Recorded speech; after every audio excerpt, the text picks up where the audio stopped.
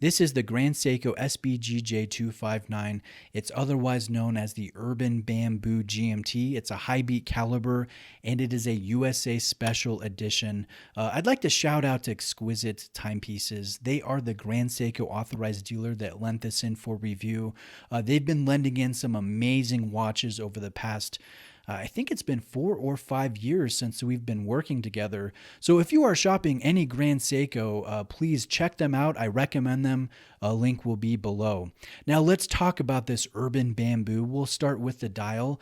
Grand Seiko says that this dial is inspired by a bamboo garden path.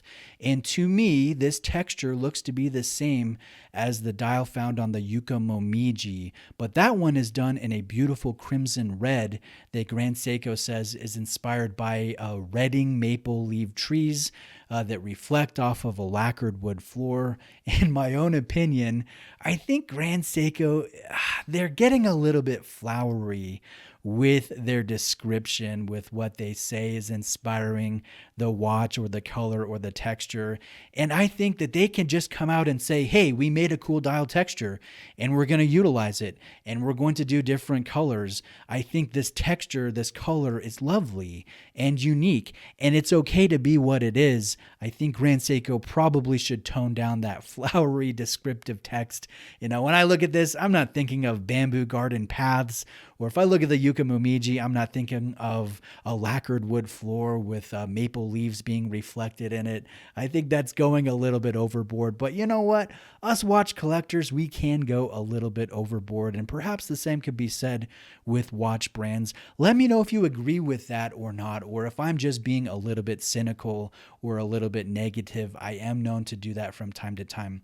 Now, this has vertical lines when it comes to the texture and a very subtle curved kind of snailing pattern or texturing. It is very similar to Geneva striping on a movement, but not very, how would you say, rigid and regular and repeating.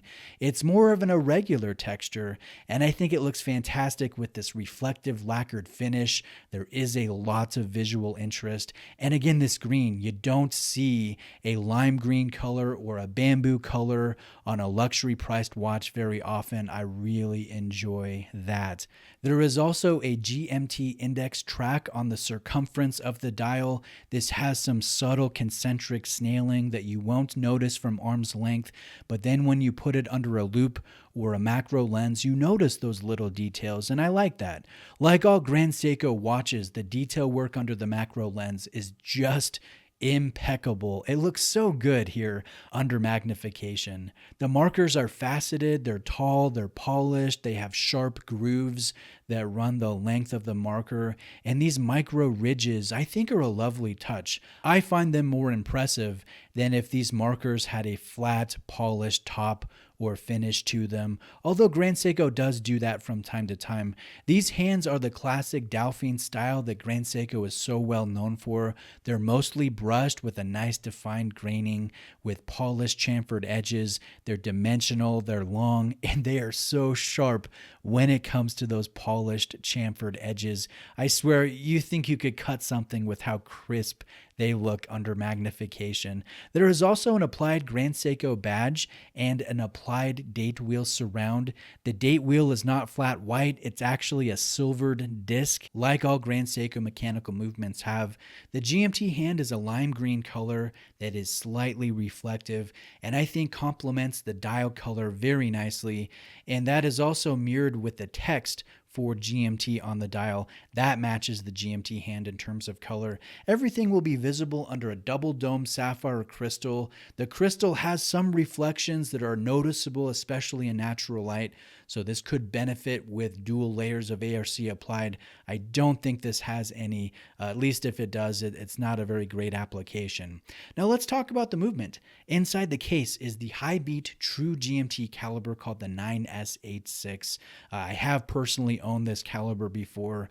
This one is visible behind a sapphire display back, and the movement beats 10 times every second or 36,000 times every hour. It is noticeably smooth. It's very, very nice in that regard. It's noticeably more smooth than a 4 hertz beat frequency, certainly more than a 3 hertz beat frequency, but not quite as smooth as what you would find on a spring drive, which is mesmerizingly brilliant from Grand Seiko. This caliber has 37 joules and 55 hours of power reserve, and it will be accurate to a window of +5 to -3 seconds per day. It is multi-position adjusted, and that variance, that window there, is slightly tighter than what the COSC deems the minimum for a chronometer certification. I think the movement is finished very well. It looks nice from all angles and light conditions. Let's zoom out and talk about the case. This is a 40mm 44GS style case with 100 meters of water resistance. This is my personal favorite Grand Seiko case design. It is retro inspired. The flat polished lugs reflect a lot of light. They almost look like it's a faceted diamond or something. They're very, very beautiful. All of the case polishing is done by hand, and Grand Seiko calls that Suratsu polishing. I find it brilliantly executed. It really is like looking into a mirror. 46.2 millimeter is the lug-to-lug dimension, 14 in overall height, and a 19 millimeter lug width, just to round out the specs here, the dimensions for the case. I think this looks really nice on my 7.25 inch wrist. It has some very solid wrist presence, and it does feel a little bit tall. That's my only real critique of the watch. It's not a huge deal. It won't matter to a lot of watch collectors that appreciate all of the other awesome aspects about it, but it will be a deal breaker for some. I anticipate that we will see some thinner Grand Seiko cases in the future because the new high beat caliber that they developed is much thinner than this 9S86, and I imagine that they will expand that caliber's use in future years. But as of right now, for this Urban Bamboo, it is a touch tall. Now let's go to the bracelet. This is the classic Grand Seiko 5-link style bracelet. It has a push button signed deployant clasp. I think it is sharply finished, and it has a nice mix of brush and polish work. The links are held together with screw pins, and yes, the bracelet does come with half links, multiple half links. I find this perfectly comfortable, but I will say, if you are not used to Grand Seiko, maybe you've never bought one on a bracelet before, but you are used to Swiss or German luxury bracelets from other brands, this bracelet will feel a lot more flexible, perhaps lighter, and some will equate that to cheap, but I don't think that this is a cheap bracelet. It just feels different. Grand Seiko, they intended a specific type of wear to this bracelet, and it's just a different philosophy. Just be aware of that. My own verdict about the watch, I find this another gorgeous Grand Seiko with an absolutely lovely dial. It's a unique shade of green that you just don't see very often. It has great wrist presence in person. It's a very comfortable watch, a little bit tall, but perfectly comfortable, and has a nice combination of movement elements, a high beat rate, and a true GMT complication. I think this would make a great everyday watch, a great traveler's watch, though it might be hard to match some outfits with this loud and verdant, vibrant green color.